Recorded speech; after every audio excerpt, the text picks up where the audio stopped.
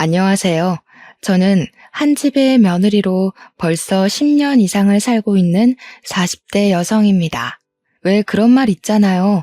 집에 사람이 잘 들어야 한다는 말. 그 이야기가 저희 시댁 이야기가 될 줄은 생각하지도 못했습니다. 새로 들어온 사람 하나로 저희 시댁은 그야말로 풍비박산이 나버렸거든요. 저는 시집와서 시부모님 댁에서 10년 이상을 시부모님 모시고 살다가 5년 전에야 분가를 하게 되었습니다. 저희가 시댁에 살게 된 건 다른 이유는 없었고 결혼을 조금 일찍 어린 나이에 하다가 보니까 집을 구하고 살림살이 채워넣을 돈이 충분하지가 않았어요. 시댁은 주택에 살고 계셨고 때마침 2층에 세입자가 나가서 저희가 대신 들어가 산다고 하며 시댁에 얹혀 살게 된 거죠. 그렇게 시부모님 댁에 얹혀 살게 되니 월세도 아끼고 처음에는 좋았던 것 같아요. 아이들이 태어나니 일을 다니면서도 맡아줄 사람이 있다는 든든함도 있고 말입니다. 저희 남편에게는 결혼하지 않은 형이 있었어요. 정확히 말하면 남편은 둘째 아들인 거죠. 아주버님은 40대 중반이 되어가도 결혼을 하지 않고 계셨어요. 맞서는 부지런히 보시는 것 같은데 인연이 아닌 건지 아니면 여자를 너무 고르시는 것인지 오랜 시간 동안 인연이 나타나지 않았어요. 집에 한 번도 여자를 데려오지 않으시자 그게 답답하셨는지 시어머니께서는 너는 장가도 안 가냐고 구박을 하시곤 하셨죠. 그렇게 시어머니의 성화에도 넉살이 좋은 아주버님은 그냥 하하 웃어버리고 끝나버리는 거예요. 인물도 좋고 키도 훤칠하고 40이 넘어가도 자기 관리를 꾸준히 해서 배도 안 나오고 직업도 회계사라서 분명 마음만 있으면 금방 여자를 만나 결혼을 하실 법한데 왜 안 하시는 건지 의문이 생겼죠. 그러다가 드디어 아주버님께서 여자분을 집으로 데려오셨어요. 한눈으로 봐도 참 미인이었어요. 그분도 40대 중반이셨는데 어쩜 하나도 늙지 않나 하고 생각할 정도였죠. 피부도 관리를 잘했는지 하얗고 뽀얀 피부가 20대 부럽지 않고 어쩜 몸매도 여리여리한 게 정말 여자가 한눈으로 봐도 반하게 생겼더라고요. 비단 같은 검은 머리를 야무지게 틀어올려 깔끔해 보이는 인상에 붉은 입술, 붉은 매니큐어를 칠했어도 사람이 쉬어 보이지 않고 오히려 고급스러워 보이는 사람이었어요.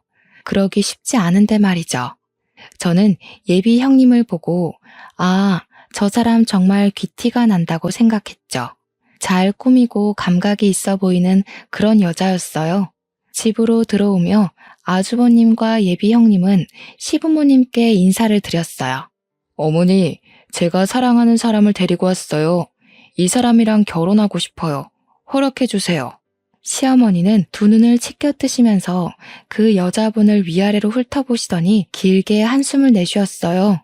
보니까 나이가 있어 보이는데 이제까지 혼자 지냈을 리는 없어 보이고 우리 혁수랑 재혼인 거야? 혹시 자식이 있거나 하는 건 아니지? 여자분은 다소곳하게 앉아 고개를 내리깔고 있었어요. 그리고 두 손을 무릎 위에 포개었죠.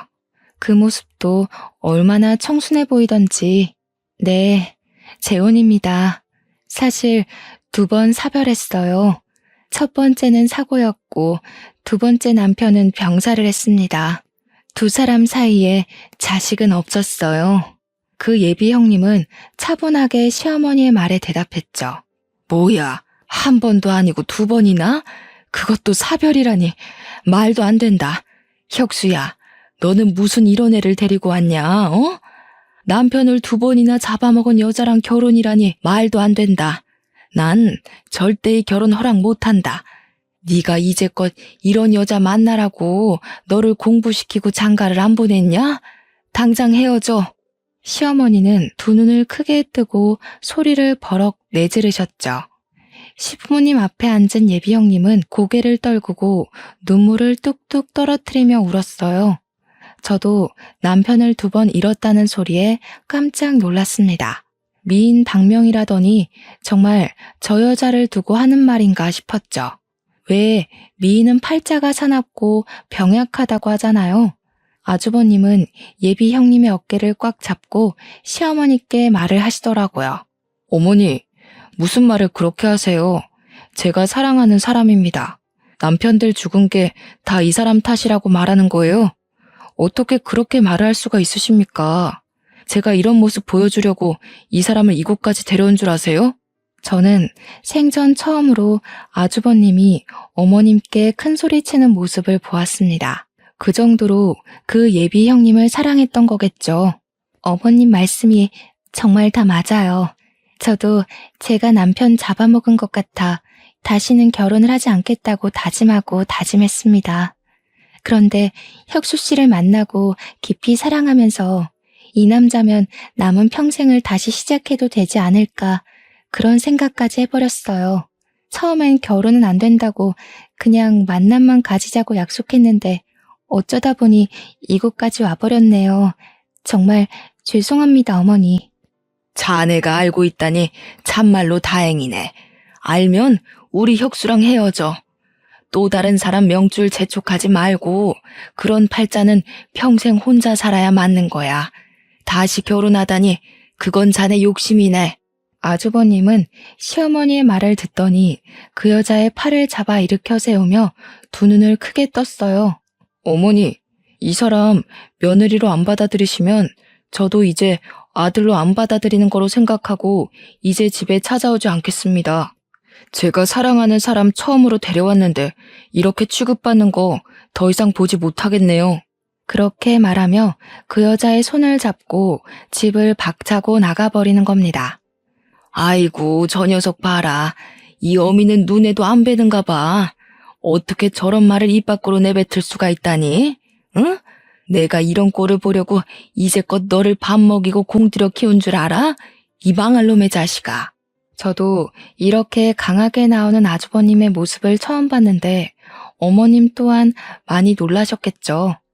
시어머님은 자식이 되어서 시어머니의 속을 이렇게도 몰라준다면서 바닥을 치시면서 대성통곡을 하고 한마디로 집안이 쑥대밭이 되었죠. 그런데 시아버지의 반응이 더 어머니를 속상하게 만들었습니다. 아니, 당신은 자식이 평생 처음 사랑한다는 여자랑 결혼한다고 데리고 왔는데 그렇게 말하면서 사람이 살다 보면 이런 일 저런 일 다 겪으면서 사는 거지. 남편을 2번이나 잃었으면 아이고 고생했다. 품어주지 못할 망정. 이렇게 문전박대를 하면 되겠냐고. 어머님은 시아버지의 말에 기가 막혔는지 두 눈을 크게 뜨셨어요. 아니, 당신은 그게 말이라고 하는 거야? 옛날 어른들이 하는 말 하나도 틀린 것 없어. 집안에 사람 하나 잘못 들이면 집이 망하는 거라고. 이 집이 망조가 되려고 일어나 당신까지 왜 이래? 자식이 잘못된 길로 가면 버선발로 막아서야지. 아버지가 되어서 아들 망하라고 구슬하네. 당신이 그러니까 고약한 노인의 소리를 듣는 거야. 당신이 오늘만 그래? 평소에도 작은 애한테 하는 거 봐봐. 내가 이런 말 안 하게 생겼나? 그냥 사람 하나 잡으라고 길을 쓰고 막아서는 거 내가 모를 줄 알아? 그냥 잘됐다고 축하는 못할 망정. 이러다가 평생 장가 안 간다고 해봐. 또 그 꼴은 못 봐서 애를 달달 볶을 거면서. 에이. 아버님이 자리에서 일어나서 방으로 들어가시자 어머님은 다시 바닥을 손바닥으로 내리치며 다시 통곡하셨어요. 사실 시어머니는 모시기 쉬운 성격은 아니셨어요. 깐깐하고 까탈스러워서 제가 조금만 잘못해도 쥐잡듯이 잡는 성격이시라 저도 시댁 사는 내내 꽤 고생했거든요. 그때마다 시아버지께서 대신 미안하다, 저 사람이 원래 좀 성격이 고약하다 하면서 저를 다독이셨죠. 그래서 저는 속으로 그 여자분이 시댁으로 시집을 오면 고생 꽤 하겠다고 생각했어요. 저도 처음에 시집 올 때 마음에 안 들어 하셨는데 저보다 더 못한 며느리 자리가 들어왔으니 성에 안 차시겠죠. 거기다가 아주버님은 시어머니의 인생의 자랑거리였고 평소에도 꼭 좋은 집에 장가를 보내겠다고 동네에 소문을 내셨던지라 예비 형님의 앞길이 훤했습니다. 아주버님은 시아버지의 든든한 지원 아래 드디어 그분과 결혼을 하시게 되었어요. 시어머니는 마땅치 않았지만 귀한 장남이 집에 찾아오지 않겠다며 윽박을 지르기도 했고, 시아버지도 아들 앞길 막지 말라며 타박한 탓에 시어머니의 화는 조금 누그러지셨어요. 그 후로 형님을 대하는 태도가 아주 좋아지셨죠. 그런데 황당한 사건은 두 분이 결혼한 지 한 달이 지난 시점에 일어났습니다. 갑자기 집으로 찾아온 두 분은 저희 보고 2층에서 나가라고 하는 겁니다. 두 분이 들어와서 살고 싶다나요? 이제 자기들이 시부모님을 모시겠다고요. 어머님, 아버님, 이제 저희가 모실게요. 동선애가 오랫동안 모시고 살았잖아요. 큰아들이 부모님을 모시고 사는 것도 맞고 나중에 제사랑 그런 것도 다 제가 물려받아야 하는데 동서보다는 저희가 이 집 2층에 사는 게 좋을 것 같아요. 저는 아무 의견도 없이 그런 말을 들은 터라서 너무 어이가 없었습니다. 그래서 나갈 수 없다고 버텼죠. 아니 형님, 그게 무슨 말이세요? 먼저 언질이라도 주시지 이렇게 갑자기 그런 말을 꺼내시면 저희가 어떻게 받아들여야 하나요? 갑자기 집을 구할 수도 없고요. 저희는 못 나갑니다. 다행히 어머님도 저희 편을 들어주셨습니다. 그때는 얼마나 감사하던지 저의 10년의 세월이 헛수고는 아니었다고 생각했죠. 작은 아들보다 항상 큰 아들을 먼저 챙기셨으니까요. 그게 무슨 말이냐? 작은 애들을 나가라고 하다니 이제껏 잘만 살았다. 제사야 아직 내가 살아있는데 제사 때마다 와서 도우면 되지. 그게 뭐가 문제라고 잘 사는 애들을 나가라 말라 하는 거냐? 어머님, 원래 부모님은 큰아들이 모시는 거잖아요. 동서도 오랫동안 고생했고 이제 저희가 모시면서 호강시켜드리고 싶어요. 제가 어머님 곁에서 살고 싶어서 그이한테 졸랐어요. 제가 잘 모실게요. 동서, 그동안 부모님 밑에 있었으니 돈 좀 모아놓지 않았어? 동서 성격에 헤프게 사용하지도 않았을 것 같은데. 그 돈이면 작은 아파트라도 나가서 살아. 언제까지 시댁에 염치 없이 붙어 살 거야? 저는 딱 할 말을 잃어버리고 말았어요. 물론 저희도 분가하려고 청약을 들어놓은 것도 있기도 했지만 이렇게 갑작스럽게 쫓겨나듯이 나갈 줄은 생각하지 못했죠.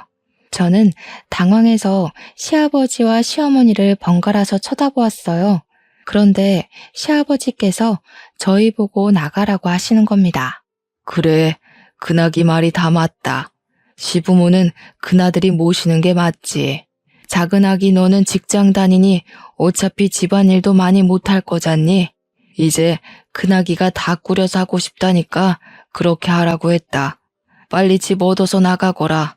이미 형님이 아버님과 말을 끝내놓은 상태더라고요. 더 이상 어떻게 설득할 방법을 찾지 못했습니다. 집주인이신 아버님이 나가라는데 무슨 말을 더 하겠습니까? 저희는 그렇게 10년 넘게 살았던 집에서 쫓겨나듯 나와야 했어요. 워낙 급하게 나오느라 좋은 집을 구하지도 전셋집을 구하지도 못해서 월세를 주고 작은 아파트로 들어가게 되었습니다. 저야 뭐 퇴근하면 큰 살림 맡아서 하던 걸 이제 작게 줄여서 하니까 좋았지만 애들 아빠는 왠지 부모님에게 버림받은 느낌이었는지 울적해 보이더군요. 그렇게 10년 넘게 살다가 하루아침에 나가라는 말을 들었으니 오죽했겠어요. 그래도 세월이 약이라는 말처럼 지내다 보니까 작은 아파트도 우리 네 식구끼리 지내는 것도 금방 익숙해져서 오손도손 잘 지내게 되었습니다. 그렇게 시댁에서 나온 지 반년쯤 되었을까요? 어머님에게 전화가 온 겁니다. 전화를 받았더니 어머니의 목소리가 반쯤 죽어가는 겁니다. 작은 애냐? 나다. 지금 나한테 올 수 있냐? 지금 밖인데 머리가 어지럽고 구토가 나오는데 도저히 걸을 수가 없어서 길에 앉아 있다. 나 좀 데리러 와라. 저는 한창 근무 중이었기에 어머니의 전화를 받고 당황했습니다. 집에는 일을 안 하고 계시는 형님도 있는데 저한테 전화를 하신 거죠. 분명 무슨 일이 있다는 생각이 들었습니다. 어머니, 무슨 일 있으신 거예요? 형님은요? 형님 집에 안 계세요? 지금 어디 계신 거예요? 제가 일단 갈게요. 잠시만 기다리세요. 저는 일단 시어머니에게 가기로 했습니다.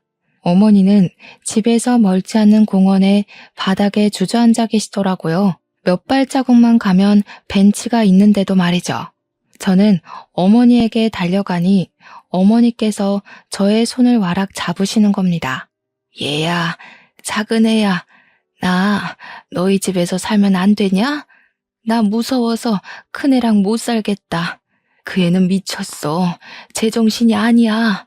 어머니, 무슨 일이길래 그러세요? 갑자기 우리 집으로 오신다니. 형님이 제정신이 아니라니 무슨 말씀이세요? 어머니의 입에서 들려오는 말은 너무 충격적이었습니다. 그 애가 하는 음식이 너무 맛이 이상한 거야. 도저히 역해서 못 먹겠다고 하면 너희 시아버지하고 아주버님이 음식에 아무 이상도 없는데 괜히 아무 죄도 없는 애를 타박한다고 난리를 치는 게 아니겠니? 그래서 내가 몰래 그 애가 음식하는 걸 쳐다봤더니 내가 먹는 국에 이상한 약품을 타는 게 아니겠냐. 내가 놀라서 너 뭐 하는 거야? 했더니 딱 음식을 엎질러 버리고 갑자기 울음을 터뜨리는 거야. 자기가 아무리 미워도 어떻게 그런 거짓말을 하냐고 말하는데 아유, 집에 불려오를 들였어. 보통이 아니야. 저는 어머니의 말을 듣고 아무 말도 못하고 그 자리에 굳어버렸죠. 사람 먹는 국에 수상한 약을 넣는다니 평생 들어본 적도 없는 이야기였어요. 어머니는 다시 속이 메슥거린다며 가슴을 문지르시며 바닥에 다시 빈속을 개어내셨습니다. 어머니, 괜찮으세요? 언제부터 이러신 거예요? 병원은 가보셨어요? 일단 자리에서 일어나세요. 바닥이 차요. 잠시 있다가 저희 집으로 가요. 저는 어머니를 일으켜 옆에 벤치로 가서 앉혀드리고 등을 두드렸습니다. 안 되겠다. 아무래도 이대로 있다가는 다들 그년 손에 죽겠어. 작은 애야, 혹시 핸드폰으로 녹음이나 사진 어떻게 찍냐? 그년의 본색을 내 손으로 밝혀내야겠어. 저는 어머니의 핸드폰으로 녹음 기능과 동영상 촬영 기능을 알려드렸습니다. 워낙 어머님의 성격을 잘 알고 있었기에 형님의 트집을 잡기 위해 그런다고 생각했죠. 저도 처음에 실수로 참기름 대신에 들기름을 넣었다고 얼마나 크게 혼이 났던지 어머님이 형님에 대한 분노가 넘치는 거로 생각했습니다. 아직도 속이 힘드신지 몸을 잘 가누지를 못하더라고요. 이제 어머님도 연세가 있으시니 혹시 치매기가 있나 걱정도 되었죠.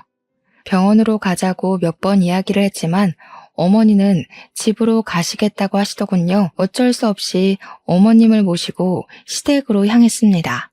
시댁 문을 열고 들어가자 형님이 달려오시며 시어머니를 부축했습니다. 어머님은 자신을 부축하는 형님의 손을 탁 하고 쳐내셨어요. 너는 내 몸에 손도 대지 마라. 네가 손만 닿아도 징그럽다. 소름 끼쳐. 저리 가. 어머님이 두 눈을 부릅뜨고 있어도 형님은 어머니의 손을 꽉 잡는 겁니다. 아, 어머님, 또 왜 그러세요? 제가 그렇게도 싫으세요? 어머님이 좋아하는 양념게장까지 해놓고 어머님 오시길 기다렸어요. 동서도 온 김에 밥 먹고 가, 응? 서방님도 이쪽으로 오시라고 하고. 저는 웃으며 말하는 형님을 보고 어머님의 생각이 기우라고 생각했습니다.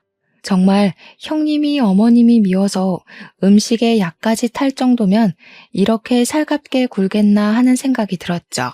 어머님은 저와 살 때도 자주 네가 나를 죽이려고 이렇게 만들었지? 내가 맘에 안 들면 말로 해라. 이런 소리를 몇 번이나 들었거든요. 그리고 막상 형님의 음식을 먹어보니 이상한 것도 없고 오히려 음식 솜씨가 좋아서 놀랐습니다. 어머님은 괜히 형님이 마음에 안 들면 생트집을 잡으시는 거였죠.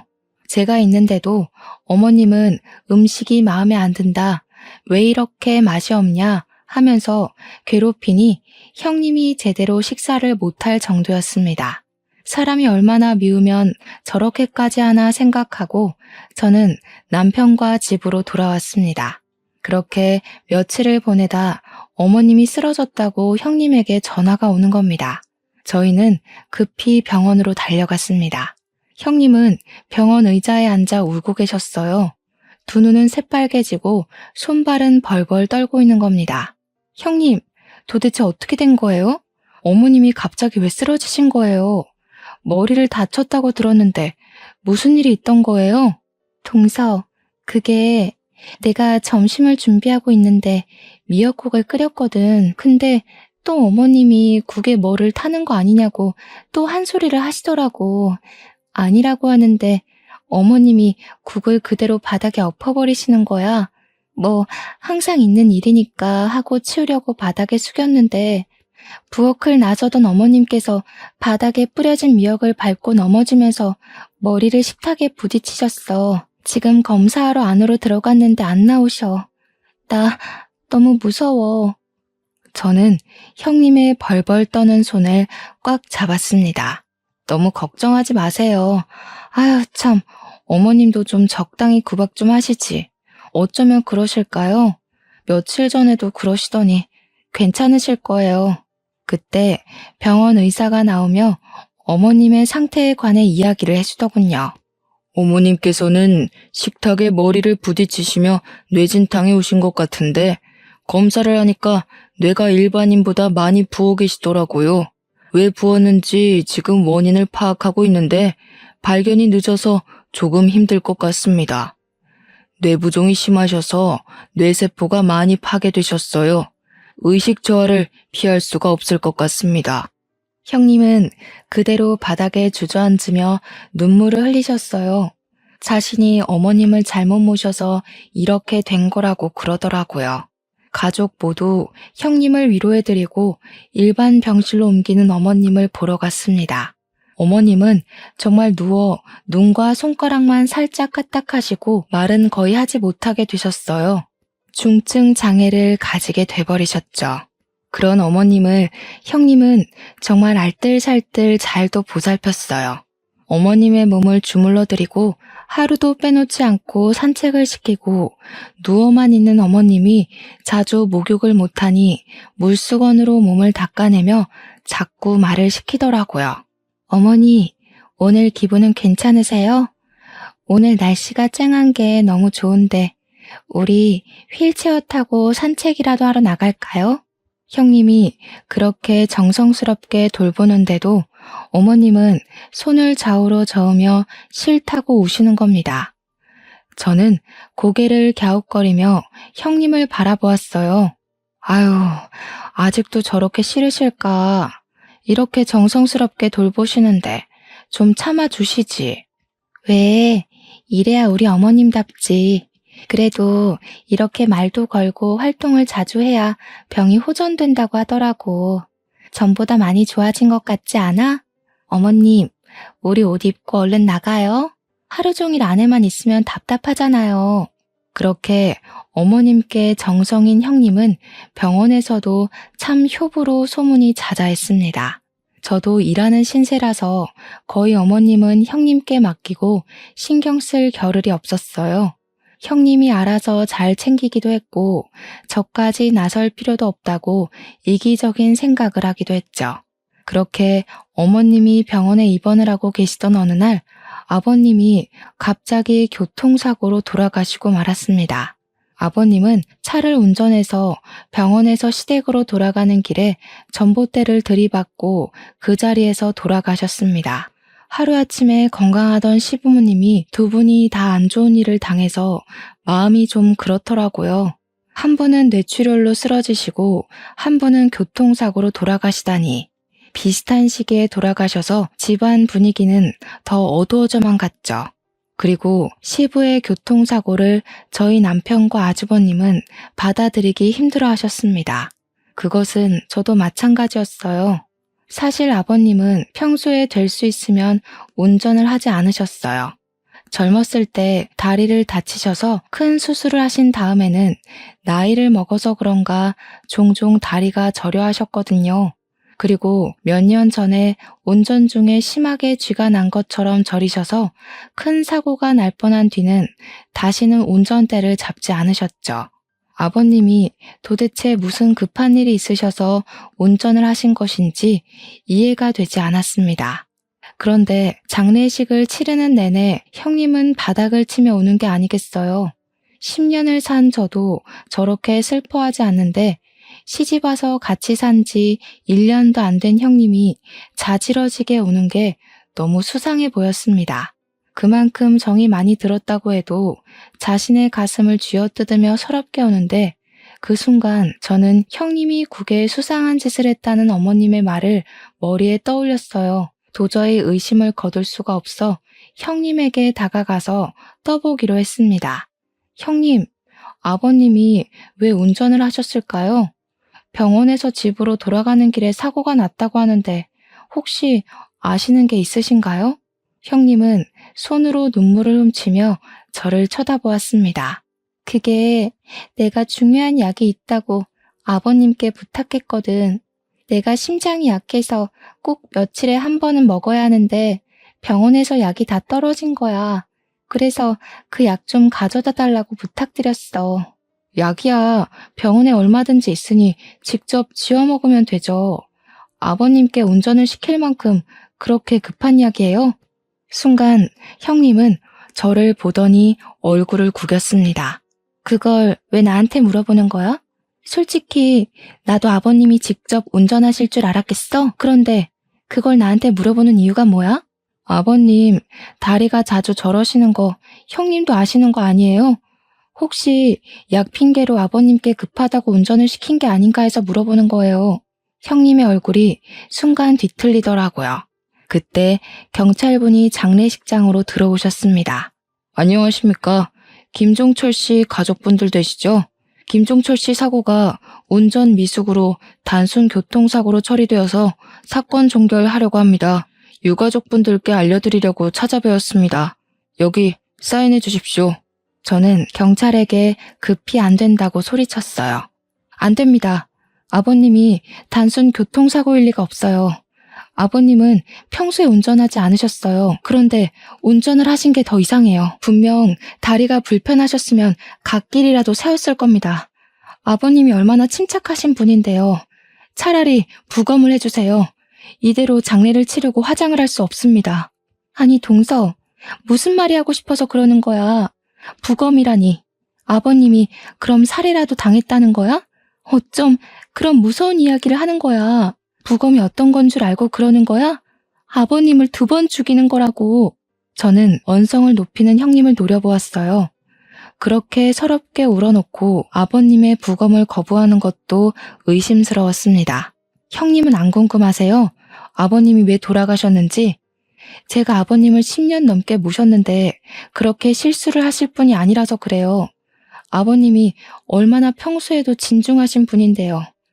다리 조금 저리시다고 사고를 내실 분이 아니라서 그러는 겁니다. 다리가 한 번 저리면 그날 하루는 하루 종일 저리세요. 절대 운전을 하셨을 리가 없어요.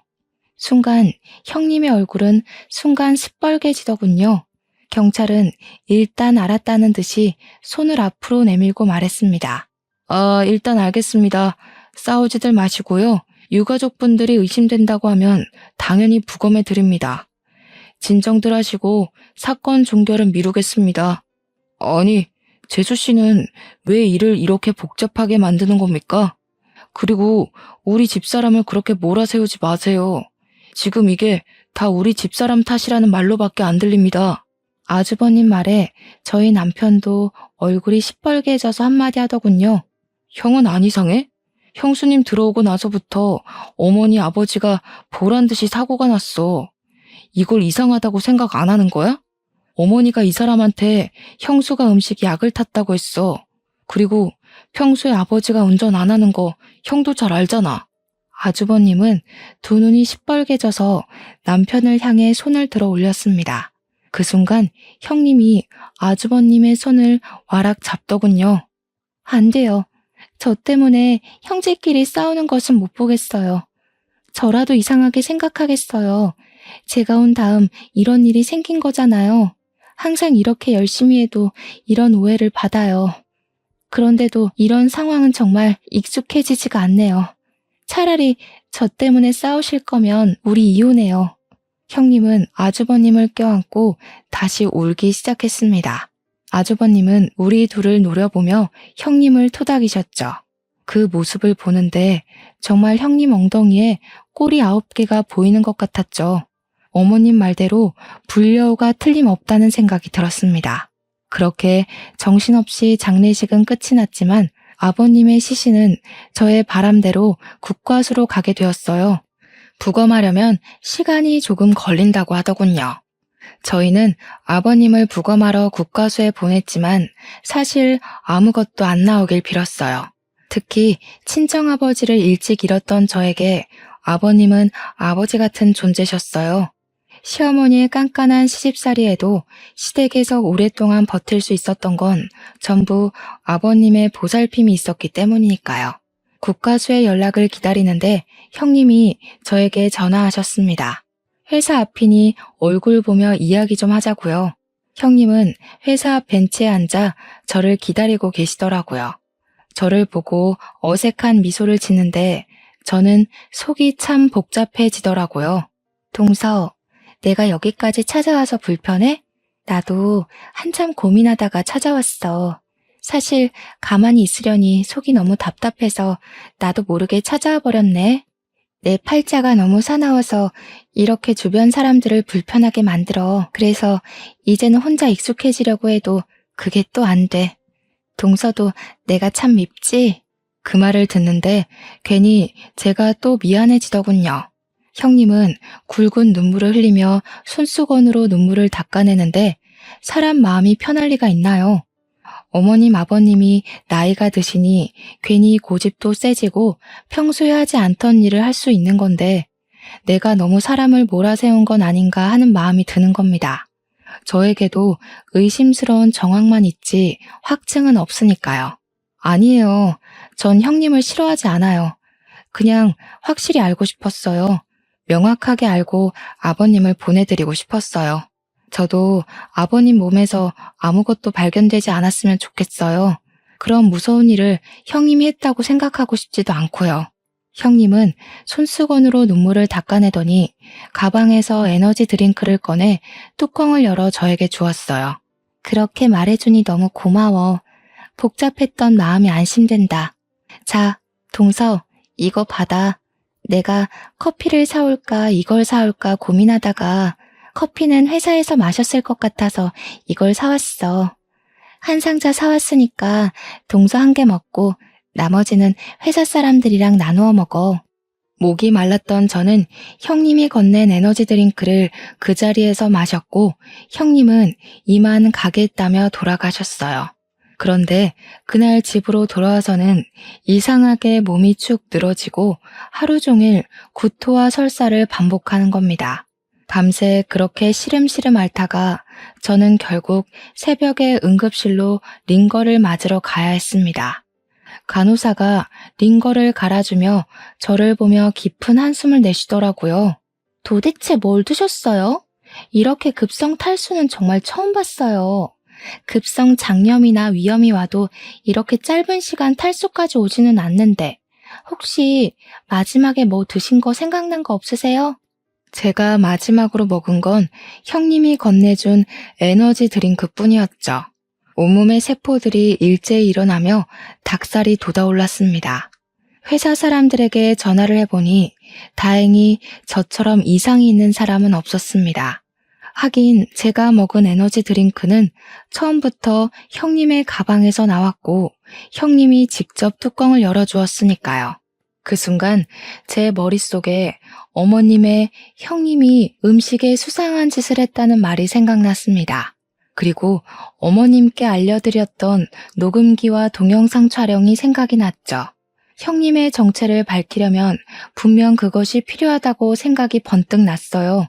손에 꽂힌 링거를 빼고 어머님이 입원해 있는 병실로 향했죠. 다행히 병실에는 형님의 얼굴이 안 보였어요. 어머님은 저를 보시고 입을 살짝 벌리고 두 눈을 옆으로 굴리시더라고요. 저는 어머님을 보며 혹시 핸드폰으로 동영상을 촬영했냐고 물어보니 어머님의 눈이 하늘 위로 갔다가 바닥으로 내려갔어요. 아직 이 정도 인지는 있으시구나 하고 다시 질문했습니다. 핸드폰 어디 있어요? 하고 물으니 어머님 손이 옷장으로 향했습니다. 저는 형님이 오기 전에 어머님 옷장을 뒤졌어요. 어머님의 코트 주머니에서 액정이 깨진 어머님의 전화가 발견되었죠. 저는 서둘러 그것을 가지고 집으로 돌아왔습니다. 어머님 핸드폰은 액정이 깨지고 방전되어 꺼져 있었어요. 그런데 전원을 켜도 켜지지 않는 겁니다. 무엇을 해도 켜지지 않는 핸드폰을 가지고 끙끙 앓고 있을 때 남편이 다가오더군요. 뭘 하는 거냐고 묻길래 어머님과 있었던 일을 설명하니 내일 핸드폰 복원업체에 가보자는 겁니다. 핸드폰 안의 내용은 복원이 가능할 거라고 하더군요. 다음 날 남편과 같이 복원 전문 업체를 방문하게 되었어요.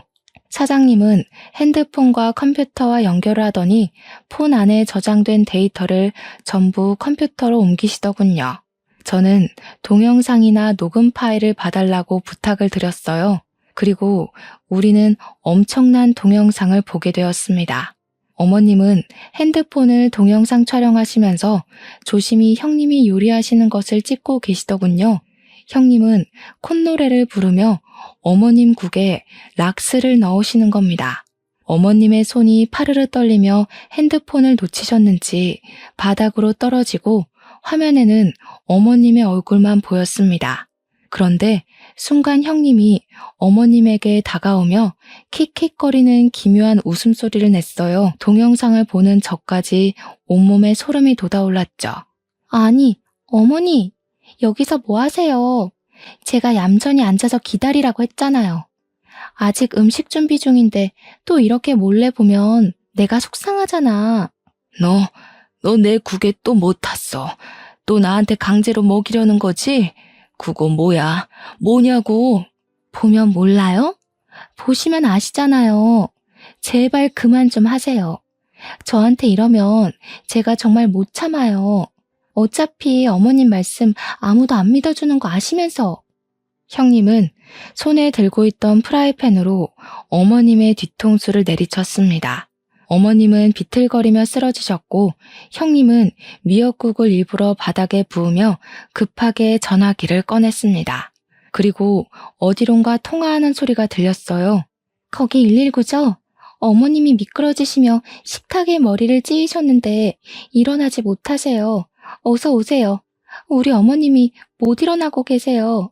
그렇게 말하며 핸드폰을 밟고 지나갔습니다.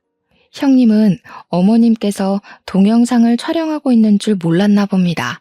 나중에 들은 말로는 어머님이 119로 실려갈 때 핸드폰을 꽉 쥐고 있었다고 하시더군요. 그때까지 희미하게 의식이 있으셨던 것 같아요. 유일한 증거라고 생각하신 거겠죠. 저는 남편과 그것을 경찰에 바로 제출했습니다. 경찰에서는 마침 잘 됐다고 저희에게 부검지를 보여주더군요. 아버님 피에서 에너지 드링크와 니코틴 성분이 나왔다고요. 담배도 안 피우는데 무슨 소리냐고 하니까 니코틴 원액은 몇 방울만 먹어도 인체에 치명적이라고 하더군요. 운전 중 엄청난 두통과 구토를 유발하시면서 운전대를 전봇대로 향했을 가능함을 제기하셨어요. 블랙박스에도 아버님의 거친 숨소리가 잡혀 있었으니 초동 수사에서는 운전 미숙으로 긴장해서 그런 숨소리를 냈다고 생각했다고 합니다. 결국 형님은 어머님과 아버님의 살인미수와 살인죄로 잡혀오게 되었어요. 형님의 방에 있던 화장대 서랍에서 아버님에게 먹인 니코틴 원액병이 발견되었습니다.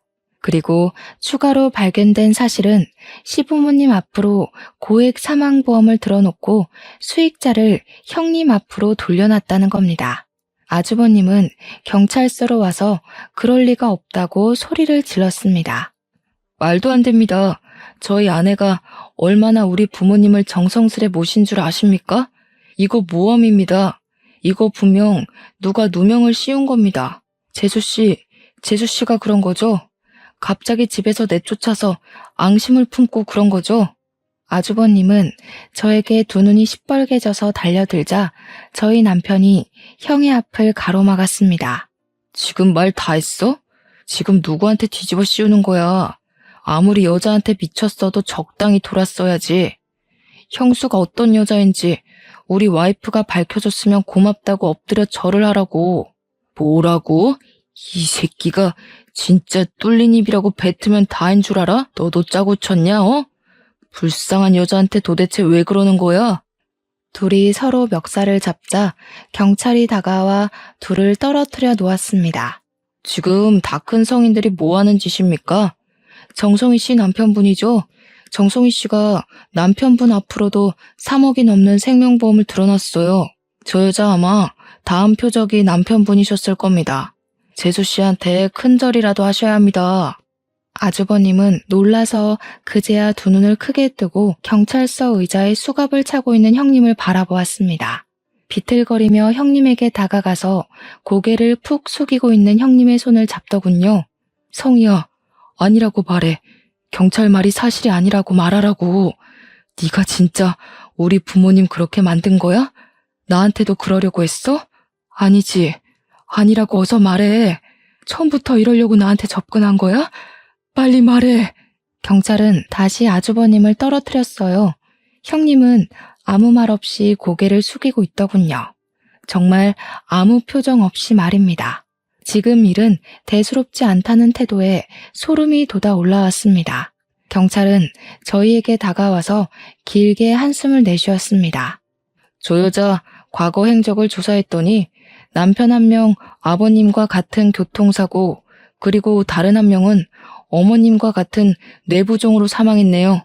둘 다 거액의 생명보험금을 받은 정황이 있습니다. 수법이 같은 거로 보니 둘 다 저 여자에게 같은 방법으로 살해당한 것 같습니다. 저의 몸에 온몸에 닭살이 돋아오르고 머리가 쭈뼛 섰어요. 정말 처음부터 우리에게 돈을 노리고 들어온 거라는 생각이 들자 말이 안 나오더군요. 텔레비전에서만 보던 그 소시오패스가 바로 우리 형님이었던 겁니다.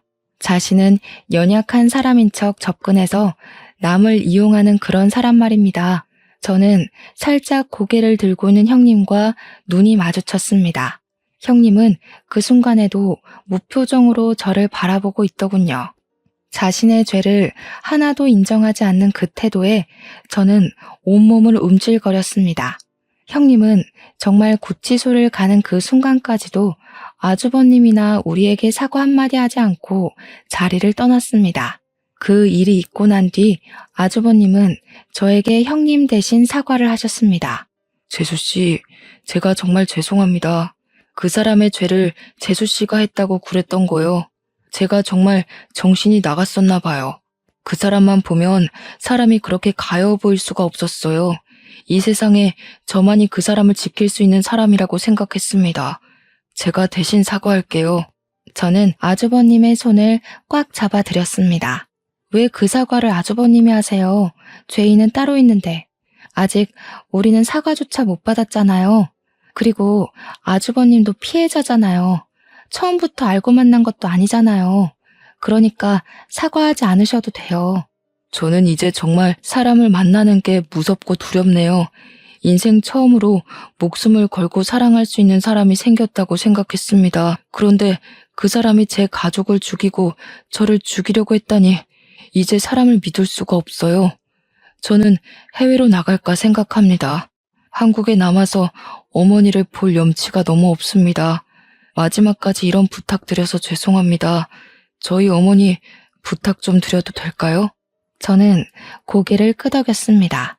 가장 믿어야 할 사람한테 당한 배신이니 그 마음이 오죽할까요? 아주버님은 정말 몇 달 후에 외국으로 짐가방 하나 들고 떠나버렸습니다. 저희 형님은 전 남편들의 살인죄도 인정되어 가석방 없는 무기징역을 선고받았습니다.